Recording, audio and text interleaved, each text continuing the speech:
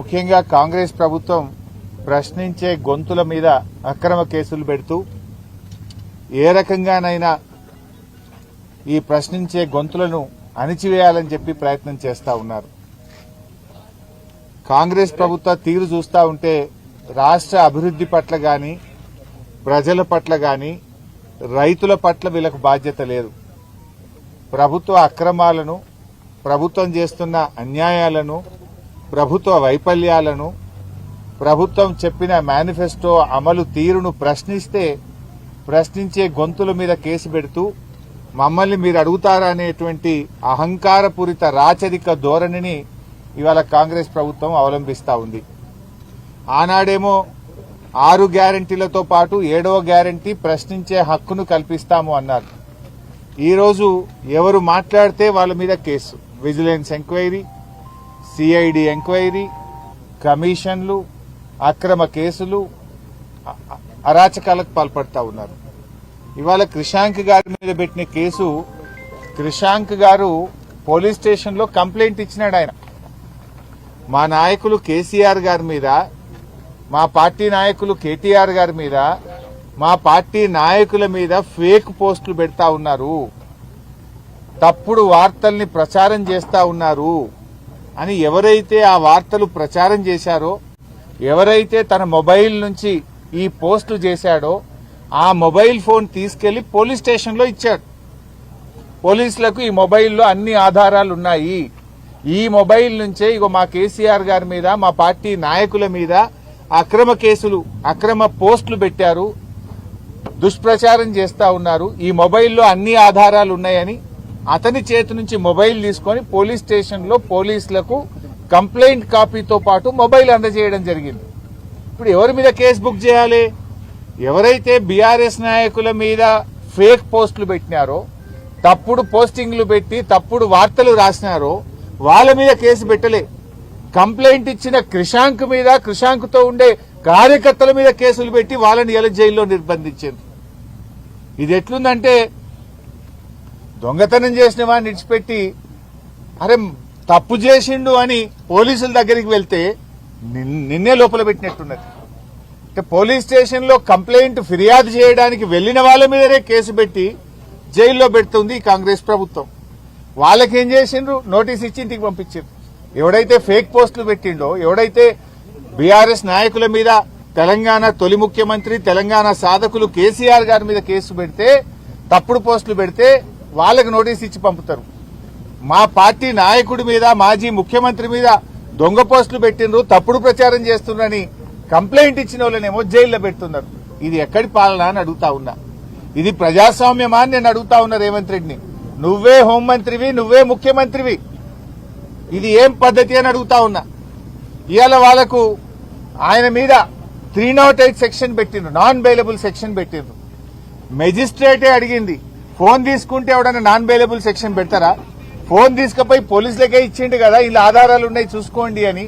ఆయన మీద non bailable ఎట్లా పెడతారని మెజిస్ట్రేట్ గారే 308 సెక్షన్ కొట్టేసిండ్రు. మెజిస్ట్రేట్ కొట్టేస్తే మిగతా సెక్షన్లు ఏంటి? అన్ని below 7 years bailable sections. Below 7 years దాంట్లో అరెస్ట్ చేయరు, స్టేషన్ బెయిల్ ఇవ్వాలి. బిలో 7 years ఉంటే ఈయన మీద 22 కేసులు ఉన్నాయి, ఈయన హ్యాబిచువల్ అఫెండరు, ఇతన్ని జైలుకు పంపాల్సిందే అని చెప్పి తప్పుడు కేసులు అన్ని కూడా చూపించి ఇవాళ క్రిషాంక్ గారిని జైల్లో పెట్టడం జరిగింది. క్రిషాంక్ గారి మీద ఉన్న కేసులేంది? క్రిషాంక్ ఎవరన్నా మర్డర్ చేసిండా, రేప్ చేసిండా, టెర్రరిస్టా, ఏమన్నా క్రిషాంక్ ఏమన్నా తప్పుడు చేసిండా? క్రిషాంక్ ని ప్రభుత్వ అరాచకాల్ని ప్రశ్నించిండు. అంగన్వాడీ టీచర్లకు ఇచ్చిన మొబైల్ ఫోన్లలో అవినీతి జరిగింది అంటే క్రిషాంక్ మీద కేసు. 10వ తరగతి పరీక్ష పత్రాలు లీక్ అయినాయి అని ప్రశ్నిస్తే క్రిషాంక్ మీద కేసు. కంచె గచ్చిబౌలి భూములు అమ్ముతున్నారు, అక్కడ మూగ జీవాలన్నీ చచ్చిపోతున్నాయి, చెట్లు కొట్టేస్తున్నారు, ఇది అన్యాయం అంటే కంచె గచ్చిబౌలిలో కేసు. సోమ్ డిస్టిలరీ అనేది బ్యాన్ చేసిండ్రు, సోమ్ డిస్టిలరీ మందు దాగి చాలా మంది చనిపోయిండ్రు, ఆ సోమ్ డిస్టిలరీని తెలంగాణలో ఎట్లా తెస్తారు అని అడిగితే క్రిషాంక్ మీద కేసు. అదేవిధంగా మిస్ వరల్డ్ పోటీల్లో మిస్ ఇంగ్లాండ్ పట్ల కాంగ్రెస్ నాయకులు దుర్మార్గంగా వ్యవహరించారు, మన దేశ పరువు పోయింది, రాష్ట్ర పరువు పోయింది, దాని మీద విచారణ జరపాలి అంటే విచారణ జరపరు గాని ప్రశ్నించినందుకు కృషాంక్ మీద కేసు. అదేవిధంగా ఒక ఆయన అనుముల మహానందరెడ్డి ఒక కేసులో ఇన్వాల్వ్ అయినాడు. ఆ కేసులో అందరిని అరెస్ట్ చేసిండ్రు. అనుముల మహానందరెడ్డిని ఎందుకు అరెస్ట్ చేయరు? ఆయన ఇంటి పేరు అనుముల ఉన్నందుకే ఆయన విడిచిపెడతారా? ఆయనను ఎందుకు అరెస్టు చేయరు అని అడిగితే పిసిసి అధ్యక్షుడు మహేష్ కుమార్ గౌడే పోలీస్ స్టేషన్లో కేసు ఇస్తాడు, కృషాంక్ మీద కేసు పెడతాడు. అంటే అడగడమే నేరమా? ప్రశ్నించే హక్కు భారత రాజ్యాంగం ఈ పౌరులకు ఇవ్వలేదా? ఇట్లా ఉస్మానియా యూనివర్సిటీలో ఫేక్ సర్క్యులర్ ను రేవంత్ రెడ్డి ఆయన పోస్ట్ చేస్తే ఇది ఫేక్ సర్క్యులర్ అని ప్రశ్నిస్తే కృషాంక్ మీద కేసు. ఇట్లా కృషాంక్ మీద పెట్టిన కేసులేంటి? ఈ దేశ పరువు పోయింది. మిస్ వరల్డ్, మిస్ ఇంగ్లాండ్ పట్ల మీరు అవమానపరిచే విధంగా చేసిండ్రు. 10వ తరగతి పరీక్ష పత్రాలు లీక్ అయినాయి. గచ్చిబౌలి భూములు అమ్ముతున్నారు, చెట్లు కొడుతున్నారు. సోమ్ డిస్టిలరీ అనే మందు దాగి చాలా మంది చనిపోయిండ్రు. ఇది మన రాష్ట్రంలో తేవద్దు. ఇట్లాంటి విషయాలు మాట్లాడినందుకు ఇవాళ అరెస్ట్ చేసి జైల్లో పెడుతుండ్రు. అంటే ఇది ఎక్కడి ప్రభుత్వం అని అడుగుతా ఉన్నాం. రేవంత్ రెడ్డి నీ అరాచకాలకు ప్రజలు గమనిస్తా ఉన్నారు. తప్పకుండా తగిన విధంగా బుద్ధి చెప్తారు. ఇట్లా ఎన్ని కేసులు? మెదక్లో మా పార్టీ నాయకుల మీద కేసులు, సంగారెడ్డిలో మా నాయకుల మీద కేసులు, రాష్ట్ర వ్యాప్తంగా లగచర్లలో చూశాం. మా గిరిజన బిడ్డల మీద ఏ రకంగా అక్రమ కేసులు పెట్టారో చూశాం. కేసులతో గొంతు నొక్కలేవు. కేసులతో నువ్వు మళ్లీ గెలుస్తా అనుకుంటే అది మూర్ఖత్వం. హిట్లర్ను మించిపోయింది నీ మూర్ఖత్వం. నువ్వు ఆ జూబ్లీహిల్స్ ప్యాలెస్ లో కూర్చొని నువ్వేదో రాజు అనుకుంటున్నావు. నేనే రాజు, నేనే మంత్రి, నీకు నువ్వే చెప్పుకుంటున్నావు. కానీ నీకు తగిన బుద్ధి చెప్పడానికి ఇలా రాష్ట్ర ప్రజలు సిద్ధంగా ఉన్నారు. కొంతమంది ఐపీఎస్ అధికారులు ఇలా మా ఫోన్లు హ్యాక్ చేస్తా ఉన్నారు. మా ఇండ్ల ముందున్న సీసీ కెమెరాలు హ్యాక్ చేస్తా ఉన్నారు. బెంగళూరు నుంచి ప్రైవేట్ హ్యాకర్లను తీసుకొచ్చి వాళ్లకు డబ్బులు చెల్లించి హైదరాబాద్ కమాండ్ కంట్రోల్ రూమ్ లో వాళ్లను పెట్టి ఇవాళ బీఆర్ఎస్ నాయకుల ఫోన్లు హ్యాక్ చేస్తున్నారు. మా ఇండ్ల ముందుండే సీసీ కెమెరాలు హ్యాక్ చేస్తా ఉన్నారు. ఇవన్నీ బయటకు వస్తాయి. నేను ఐపీఎస్ అధికారులను కూడా హెచ్చరిస్తా ఉన్నాం. మా దగ్గర అన్ని సాక్ష్యాధారాలు ఉన్నాయి. టైం వచ్చినప్పుడు అన్ని బయట పెడతాం. రేపు బీఆర్ఎస్ ప్రభుత్వం వచ్చిన తర్వాత మీరు రిటైర్ అయినా మిమ్మల్ని వదిలిపెట్టము. మీరు రిటైర్ అయితమేమో అనుకుంటున్నారేమో గాని రేపు మీ మీద దానికి సంబంధించినటువంటి కేసులు నమోదు చేస్తాం, విచారణ జరుపుతాం. మీరు చేసిన అక్రమాలకు మీరు తగిన మూల్యం చెల్లించుకోవాల్సి వస్తుంది. అప్పుడు రేవంత్ రెడ్డి కాపాడలేడు, మిమ్మల్ని ఎవడు కాపాడలేడు. రిటైర్ అయితే సొంత డబ్బులతో అడ్వకేట్లను పెట్టుకోవాల్సి వస్తుంది. గుర్తుపెట్టుకోండి, చట్టానికి అనుగుణంగా నడుచుకోండి. కానీ చట్టాన్ని అతిక్రమించి ప్రైవేట్ హ్యాకర్లను ఎంగేజ్ చేసి బీఆర్ఎస్ నాయకుల ఫోన్లు హ్యాక్ చేస్తే, బీఆర్ఎస్ నాయకుల ఇండ్ల ముందుండే కెమెరాలు హ్యాక్ చేస్తే మీరు రేపు చట్టం నుంచి తప్పించుకోలేరు అనే విషయాన్ని నేను వాళ్ళని హెచ్చరిస్తా ఉన్నా. ఏంది అక్రమ కేసు? ఇలా కృషాంక్ మీద ఇన్ని కేసులు పెట్టి జైల్లో పెట్టినా అని రేవంత్ రెడ్డి వికృత ఆనందం పొందుతా ఉన్నాడు. మీరు చేసే అరాచకాలు, పాపాలు అన్ని ఇన్ని కావు. ఇలా అన్ని రికార్డ్ అవుతున్నాయి, ప్రజల దృష్టిలో రికార్డ్ అవుతున్నాయి, మా పార్టీ కార్యాలయంలో రికార్డ్ అవుతున్నాయి. రేపు వీటన్నిటినీ ఓపెన్ చేయాల్సి వస్తుంది. అయిపోయింది, నీ పని అయిపోయింది.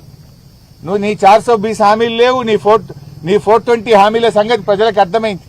ప్రజలే తిరగబడుతున్నారు. నువ్వు మాటలకు ఎక్కువ, చేతలకు తక్కువ. ఏదన్నా ఒక్కటన్నా అమలైందా? నీ మాటలు ఏదైనా ఒక్కటన్నా అమలైందా? ఇవాళ నీ జూబ్లీహిల్స్ ప్యాలెస్ చాలదని ఎంసీహెచ్ఆర్డీలో 100 కోట్లతో ఇంకో ప్యాలెస్ కడుతున్నావు. పెడతాం, అన్ని బయట పెడతాం.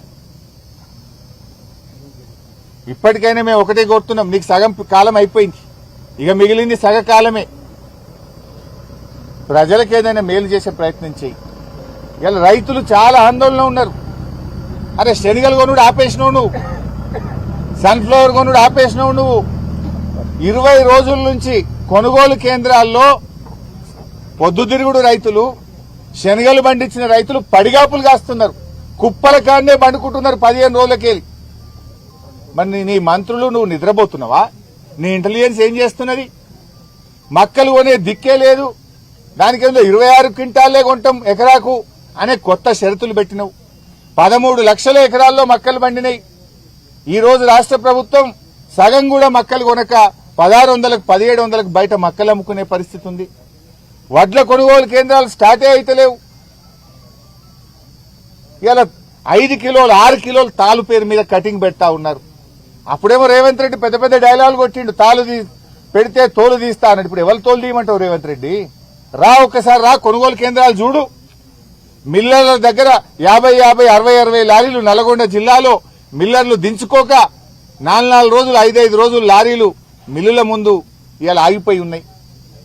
10 రోజులు కొనుగోలు కేంద్రాల్లో గన్నీ బ్యాగులు లేక, ఫ్యాన్లు లేక, ప్యాడీ క్లీనర్లు లేక, కొనే దిక్కు లేక రోజుల తరబడి ఎండలో రైతులు మాడిపోతా ఉన్నారు. తరుగు పెడుతుంటే పట్టించుకునే దిక్కే లేదు నీ ప్రభుత్వంలో. ఏ జిల్లాలో పోయినా ఇలా 4 కిలోలు 5 కిలోలు తరుగు పెడతా ఉన్నారు. వెంటనే నేను ప్రభుత్వాన్ని డిమాండ్ చేస్తున్నా, ఇవాళ బహిరంగ లేఖ కూడా రాస్తున్నా. నీ రైతు డిక్లరేషన్ బోగస్.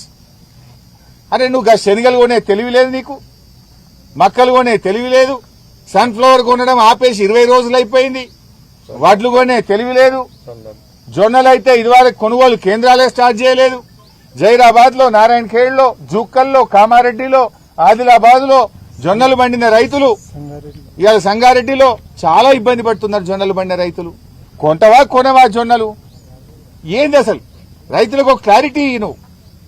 ఇప్పుడు సన్ఫ్లవర్ శనగలు ఆపేసి 20 రోజులు 20 రోజుల నుంచి వాళ్ళు మార్కెట్లే ఉన్నారు రైతులు. పాపం జొన్న రైతులు నువ్వు కొంటవా కొనవా అయోమయ పరిస్థితుల్లో ఉన్నారు.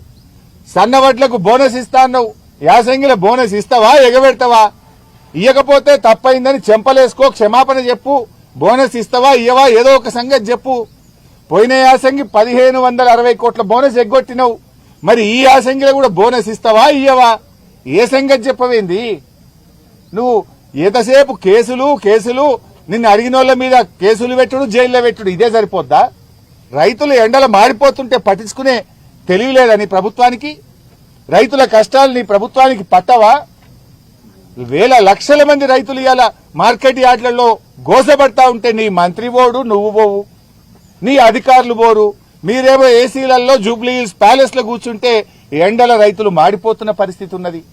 ఇప్పటికైనా ఈ అక్రమ కేసులు బంద్ చేయి, రైతుల గురించి పట్టించుకో, ప్రజా సమస్యల గురించి పట్టించుకో, నీ 420 హామీల అమలు గురించి పట్టించుకో, నీ 6 గ్యారంటీల గురించి పట్టించుకుని నిజమైన పాలన అందించే ప్రయత్నం చేయి. నువ్వు మళ్ళా గెలిచేది లేదు. ఈ మిగిలిన 2.5 ఏళ్లైనా మంచిగా పనిచేయి, ప్రజలకు ఇచ్చిన హామీలు అమలు చేయమని చెప్పి డిమాండ్ చేస్తూ క్రిషాంక్ గారి మీద పెట్టిన అక్రమ కేసులు ఎత్తివేయాలని, మళ్లీ పీటీ వారెంట్లు వేసి మళ్ళీ అరెస్ట్ చేసి ఇంకా ఎక్కువ రోజులు జైల్లో పెట్టాలనే వికృత చర్యలకు దిగొద్దని కూడా నేను హెచ్చరిస్తా ఉన్నా. అన్ని బెయిలబుల్ సెక్షన్సే. పీటీ వారెంట్ వేసి బెయిల్ రాగానే ఇంకో పీటీ వారెంట్ తేవాలి, మళ్ళీ జైల్లో పెట్టాలి, ఇంకా కొన్ని రోజులు జైల్లో పెట్టాలి. ఏం సాధిస్తావు జైల్లో పెట్టి? దేనికోసం అంటే బయటకు వస్తే మళ్లీ నిన్ను ప్రశ్నిస్తాడు, బయటకు వస్తే క్రిషాంక్ నిన్ను మళ్లీ అడుగుతాడని భయపడుతున్నావా? అడుగుతూనే ఉంటాం. ఇవాళ తెలంగాణ బీఆర్ఎస్ కార్యకర్తలు నిన్ను ప్రశ్నిస్తూనే ఉంటాయి. నువ్వు ఎన్ని కేసులు పెట్టినా, ఎన్ని విచారణలు జరిపినా, ఎంతమందిని జైల్లో పెట్టినా మా పోరాటం ఆగదు. మా పోరాటం రైతుల పక్షాన, మా పోరాటం మహిళల పక్షాన, మా పోరాటం విద్యార్థుల పక్షాన, మా పోరాటం 4 కోట్ల ప్రజల పక్షాన, అన్యాయానికి అణిచివేతకు గురవుతున్న తెలంగాణ ప్రజల పక్షాన బీఆర్ఎస్ ప్రశ్నిస్తూనే ఉంటుంది, పోరాడుతూనే ఉంటుంది. ప్రజల కోసం పుట్టిన పార్టీ మాది. మీలాగా కమిషన్ల కోసమో, దందాల కోసమో, అబద్దాలు చెప్పి అధికారంలోకి వచ్చే పార్టీ కాదు మాది. ప్రజల్లో నుంచి వచ్చింది గనక ప్రజల పక్షాన నీ అక్రమాల మీద, నీ అన్యాయాల మీద, రైతు కష్టాల మీద, నీ హామీల మీద నిన్ను అడుగడుగునా ప్రశ్నిస్తూనే ఉంటాం. Thank you.